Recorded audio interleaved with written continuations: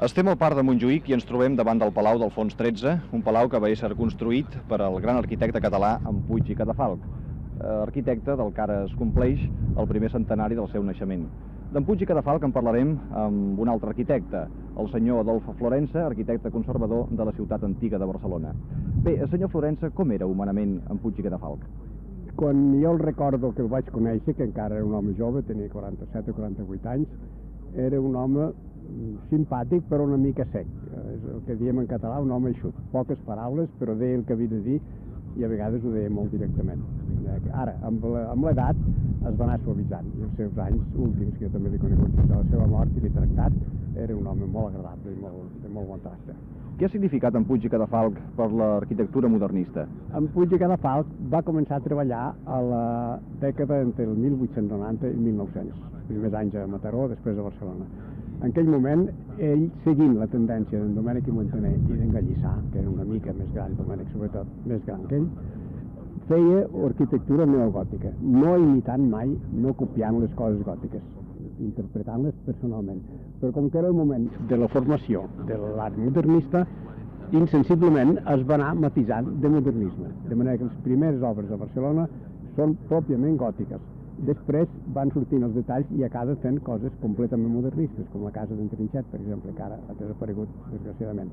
Bé, senyor Florensa, ja que ens trobem davant del Palau d'Alfons XIII, hi ha quelcom a comentar d'aquest edifici? Sí, això és una cosa frustrada. En Puig havia fet aquest palau i el simètric de l'altre costat, de Victòria Eugènia, pensant que fossin la base pel gran edifici que havia de ser el que és ara el Palau Nacional, que hi havia projectat també. Per això són uns edificis que tenen aquestes masses planes, sense cap detall, només hi ha alguna cosa decorativa que ell, que buscava sempre recordar les coses populars, va reproduir les portes, que són reproducció de la porta de la parròquia de Caldes de Montbui, i les torratxes aquestes que corresponen a les que hi ha al pont de Sant Vicenç de València. Les altres coses són parets llises, sense finestres, perquè era un edifici d'exposició amb llum cenital, i que havien de servir de base òptica a la gran composició central, que ell ja no va projectar perquè va venir un canvi polític i es va deixar de dirigir les obres de l'exposició. I a la ciutat de Barcelona, quins edificis notables d'en Puig i Cadafalch es poden veure encara? A la ciutat de Barcelona hi ha encara, per mi el més bonic, el primer que va fer com a edifici, que és la casa que en deien els Quatre Gats, la Casa Martí, al carrer de Montessió. És un edifici que a més es conserva, com que és fet amb material natural, amb maó vist, amb ceràmica i pedra, no perdut en absolut, es veu tan bé com les coses, com si estigués acabat de fer. Un edifici preciós, pel meu gust.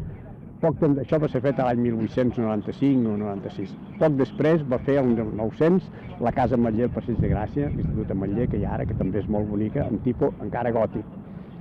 La Casa Macaia, al cap del Passeig de Sant Joan, a l'altra banda de la Diagonal, pujant a mà dreta, ben conservada, la restaurada més la casa, la Caixa de Pensions. A la mateixa Diagonal hi ha la casa del Baró de Quadres, que té la gràcia del tractament de la pedra, de la ceràmica i del ferro, com a la casa Ametller hi ha el detall de les portes, els detalls dels capitells, d'escultura molt bona, són obres molt cuidades.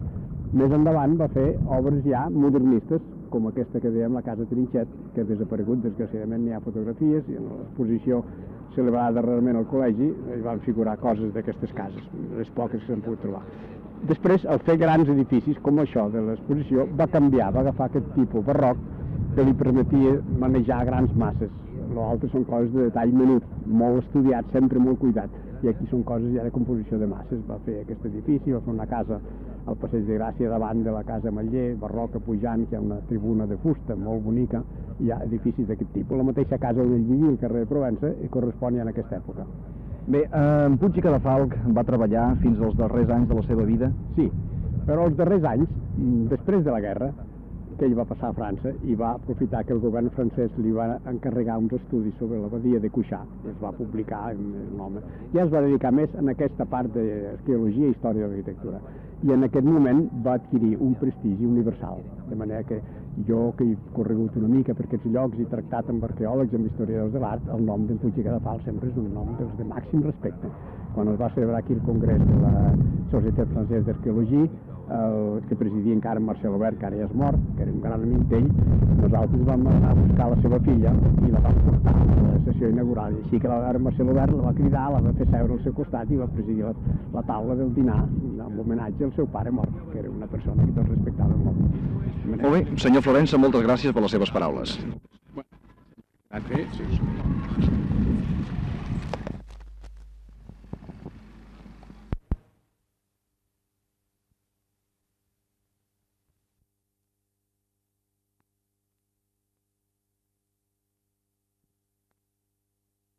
Ens trobem a l'escenari de la Passió d'Olesa de Montserrat. Les representacions tindran aquest any importants novetats. Sabem, per exemple, de la col·laboració del senyor Tamayo i de la construcció de 2 escenaris nous laterals. Bé, de tot això en parlarem amb el senyor Joan Dalmases, president del Patronat de la Passió d'Olesa. Senyor Dalmases, veiem com la gent treballa força, però les obres estaran ja acabades per les primeres representacions? Sí, claro. El dia 2 de març s'ha de començar, sigui com sigui. Ja se sap que les obres sempre sembla que a l'última hora no s'hagin d'acabar, però s'han d'acabar i s'acaben sempre. Diu vostè el dia 2 de març. El dia 2 de març, sí. I per què s'ha cercat la col·laboració del senyor Tamayo? La col·laboració s'ha cercat perquè, està clar, creiem nosaltres que la Passió d'Olesa es havia d'actualitzar amb una sèrie d'elements i una sèrie de coses.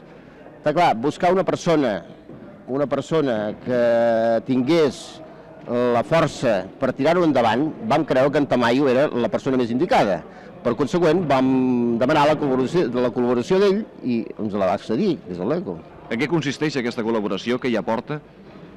Home, la col·laboració posta en el muntatge i en la posta en escena de la nova passió, que pot dir-se que és una nova passió, això. El text no canvia. El text no canvia, no? Ni canvia el text, ni canvia l'obra, ni canvia res. És només escenografia nova i concepte nou de la passió. Bé, hem vist i hem parlat dels 2 escenaris nous laterals. Sí. Què significa això per la nova Passió d'Olesa? Els 2 escenaris nous i potser fins 2 de fons, perquè hi haurà un primer terme d'escenari central i un altre de fons, és perquè nosaltres aquest any volem canviar el que era transcendència de la passió, que era fer-ho de matí a la tarda. O sigui, 2 hores i mitja al matí i 3 hores a la tarda. I aquest any donem la novetat de fer-ho només de les 10 a les 14 hores, o sigui, de les 10 a les 2 de la tarda. En 4 hores nosaltres farem tota la passió i inclús posarem més quadres. Està clar, els escenaris laterals ens han d'ajudar i han de jugar de que sigui una seqüència cinematogràfica, és a dir, que l'un escenari ha de sempre actuar contínuament, l'un i l'altre central, vol dir que la passió actualment que anem a representar nosaltres tindrà a més 2 intervals de 10 minuts i en 4 hores nosaltres farem molt més que no fèiem en 5 hores i mitja. La cabuda per al públic serà la mateixa? Exacte. Potser hem hagut de retallar unes quantes butaques als costats per les dimensions de l'escenari, però serà completament igual. A propòsit, recordem la xifra d'espectadors que poden assistir a aquestes representacions. Uns 30-35.000. Bé, moltes gràcies per les seves paraules.